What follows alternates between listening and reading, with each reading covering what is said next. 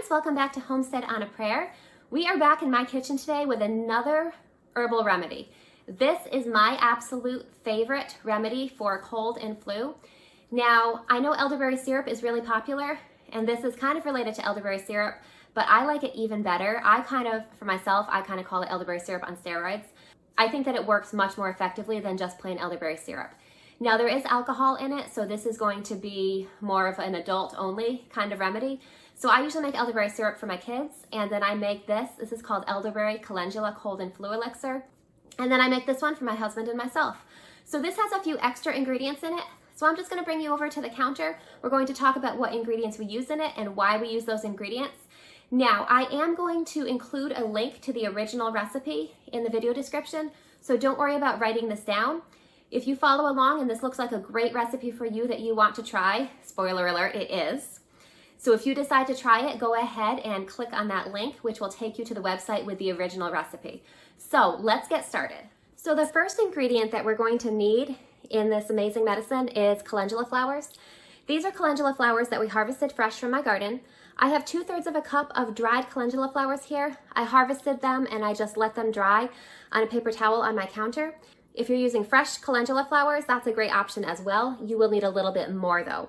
You'll need about a cup. So I've pre-measured 2/3 of a cup of calendula flowers in our jar here. Calendula has a really well-deserved reputation as being amazing for skin. It is amazing for skin. That's what it's most well known for. But what a lot of people don't realize is that it has a lot of other health benefits as well.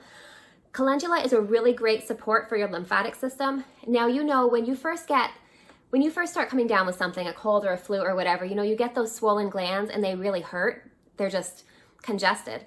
That's your body trying to process the toxins and the virus and just eliminate that stuff from your body. So your lymphatic system is great at that. Calendula is really good at supporting your lymphatic system and doing its job. And so I find that the addition of calendula to this kind of recipe really helps your body kind of filter that stuff out. I find that this is pretty effective if I feel like I don't take this regularly as prevention. If I have been exposed to something or I feel like I'm starting to come down with something, I'll take several doses a day just for the first couple days of being sick. And there's been more than once that I've been starting to be sick. I've taken several doses of this and then I've never fully gotten sick. And I credit that to the combination of herbs really, but especially that the lymphatic action of the calendula really helps cleanse out your system. So that is another great use for calendula. Now, the next ingredient that we're going to need in this elixir is dried elderberries. Elderberries are a lot more widely known and used for this purpose than calendula. Elderberries are great for supporting your immune system just to do its job that it does anyway. Elderberries really just help it kind of function a little more efficiently. They kind of tell your immune system to kind of kick into overdrive. They also have some really great antiviral properties as well. So we're going to add 2/3 of a cup of dried elderberries to our calendula mixture here. Oh, okay. I have made a mess.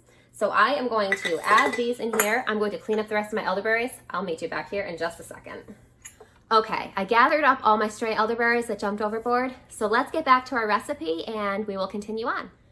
The next ingredient that we're going to add is elder flowers. Now, elder flowers are from the same plant as the elderberry, so they have some somewhat similar properties, but they also have some kind of different properties as well.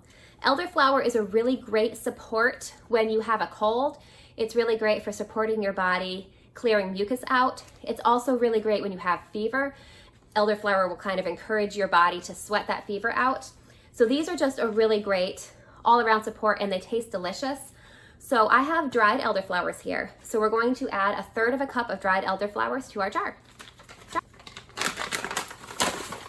So let's see if I can be a little neater pouring these out than I was with the elderberries. All right, so there we go.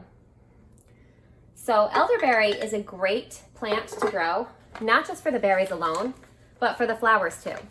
So I do have some young elderberry bushes in my yard, but they're very small and haven't yielded yet. So I'm hoping that soon I'll be able to start getting a harvest.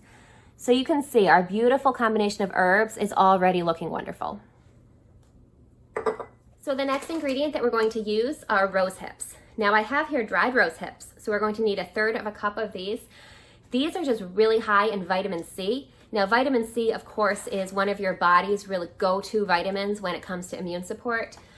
So Vitamin C is a great vitamin to make sure that you're dosing on regularly in the winter anyway, but especially when you've been exposed to a cold or a flu or some sort of germs or viruses, you definitely want to be getting your full dose of vitamin C. Rose hips are a great source for that. Elderberries, incidentally, are a great source for vitamin C as well. So we're going to measure 1/3 of a cup of these rose hips and add it into our jar.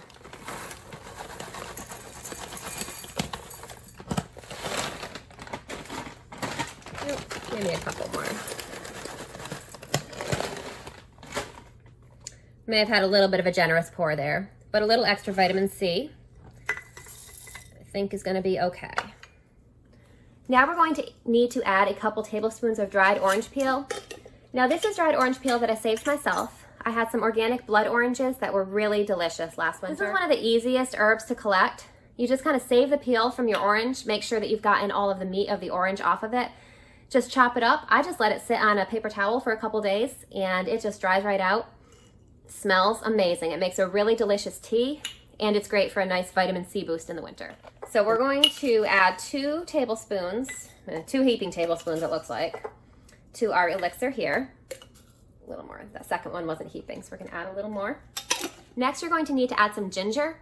You can use fresh or dried ginger. For the most part, I prefer to use fresh herbs when they're available. So fresh ginger is pretty easy to get. So I'm going to be using fresh ginger. If you're using fresh, you're going to want about a tablespoon. If you're using dried, because it's going to be more concentrated, you're only going to want a teaspoon. So I'm going to say this is probably about a tablespoon. I'm just going to peel this little chunk, get it chopped up, and add it into our jar.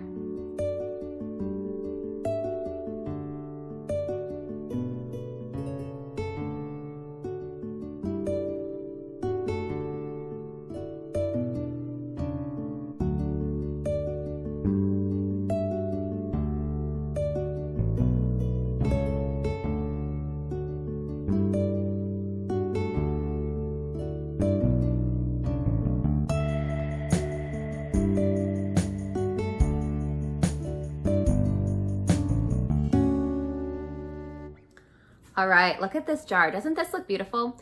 This always kind of reminds me of, did you ever do sand art when you were a kid? Where you kind of add the different colors of sand to your jar in layers and just try to make a pretty design. This always reminds me of that. I think it's really pretty. So these are all of our herbs. We're going to now add some brandy and some honey. We're gonna let this infuse for a nice long time and just really pull out all the properties of these herbs and get nice and potent. Okay, so the next ingredient that you're going to need is some brandy. Now this alcohol is going to really effectively pull out all of the medicinal properties of the herbs. So I think brandy is a really good choice because it's going to also give it a really nice, rich, good flavor, as opposed to something that's going to be a little bit stronger and harsher and more medicinal. So we're going to cover our herbs with brandy. You want to make sure that they are going to be completely submerged.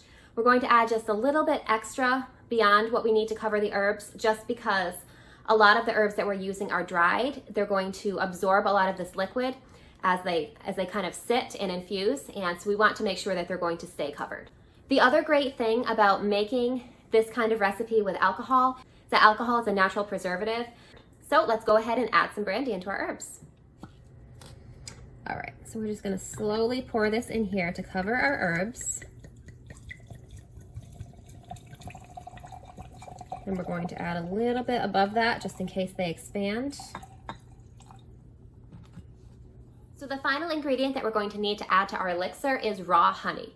You definitely want raw honey. You don't want to get the cheaper processed honey from the grocery store because it is not going to have the same health and medicinal benefits that raw honey does.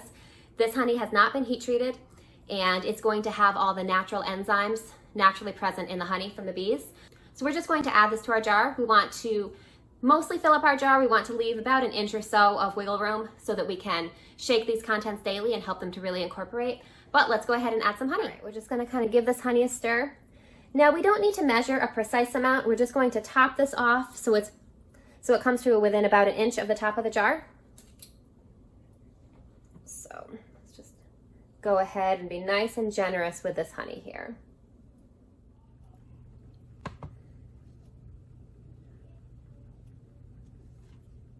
Okay, so we have our beautiful elixir here. Now what I'm going to do is I'm going to cover the top with saran wrap before I put the lid on, because to really pull out the properties of those herbs effectively, we are going to have to shake this pretty much every day. And I don't really want the alcohol in this coming in contact with the lid from the bottle. So we're just going to put a little bit of saran wrap there just to protect the bottle. We don't want to get any rust or anything like that mixing into our elixir. So I'm just going to put a little bit of plastic wrap over the top. I'm going to cap it and we're going to give it its first shake. So I usually kind of fold it back and forth a little bit just to give it an extra thick layer. Makes it a little bit of a pain to screw the top on this. But there we go. I'm just gonna kind of cut some of this extra off. So we're just gonna shake this up. And you may notice the first few times you shake it, the honey might be a little bit reluctant to kind of incorporate with all the other ingredients. You may end up with clumps of honey on the bottom. That's okay. As you continue to shake it every day, it will gradually really get incorporated.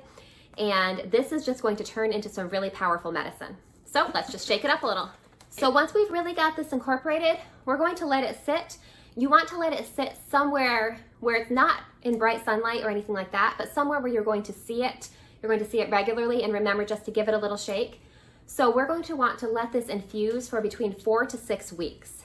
I usually tend to err on the side of longer, so I'm probably going to let it sit for about 6 weeks. I'm going to shake it pretty much every day. I mean, as I remember. If you miss a day here and there, it's not really a big deal. You just want to make sure that it's getting shaken regularly. So I'm going to just sit this on my kitchen counter out of direct sunlight. I'm going to shake it. And when 6 weeks has gone by, I'm going to meet you back here again, and we are going to take a look at how this has changed. We're going to strain it, and I'll show you the final product. All right, I'll see you guys in a couple weeks. Hey friends, so it's been 6 weeks. Our Elderberry Calendula cold and flu elixir has been extracting for 6 weeks. It's nice and strong now. You can see it's kind of all monochrome now. Kind of everything has really soaked up the color of the elderberries. So now it's time to give this a strain and take a look at the finished product. So there's lots of different ways you can strain this. I'm going to use this mesh bag because I find it the easiest. You could use like a fine weave cheesecloth or something like that. You just want something that has a fine enough weave that all those little pieces of herbs won't be able to get through it, because you want this to be, you want it to be pretty clear and smooth ultimately. But I don't like to do a coffee filter or something like that, because that's going to leave a lot of the goodness behind. And it's also going to take forever to really drain through. So I like this because it's contained, because it's fabric, and because I can squeeze it. So you'll have those same benefits with cheesecloth. What you'll find when you strain this is that the herbs in here have soaked up a lot of the liquid, and that's where most of the goodness is. So we want to make sure that we're able to squeeze that out and get every little bit of goodness that we've extracted. So that's why I'm not going to just use like a mesh strainer or something like that. So I'm just going to position our mesh bag over our big glass measuring cup here. And then we're just going to pour this out. So if you'll remember, we put a double thickness of plastic wrap on here just to protect the contents of this from coming in contact with the jar. So this is really thick. All right, so now that we've got this here, we're just gonna hold it up and let it drip for a little bit. And once it stops dripping, we're going to go ahead and squeeze this a little more to really get that goodness out.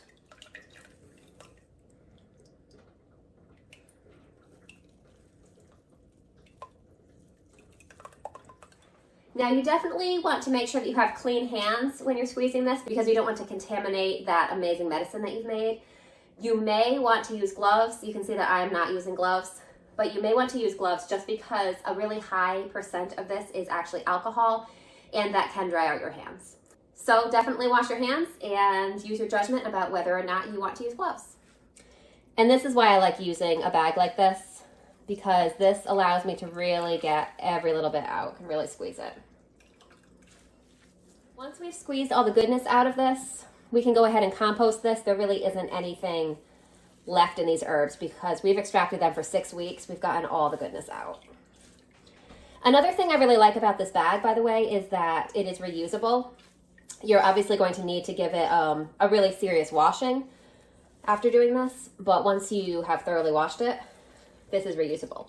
So I've used these same bags for several years to strain certain things like this out.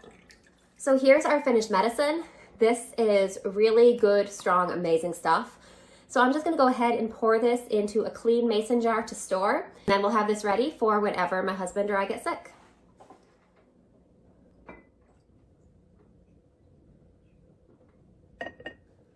So here's our final product.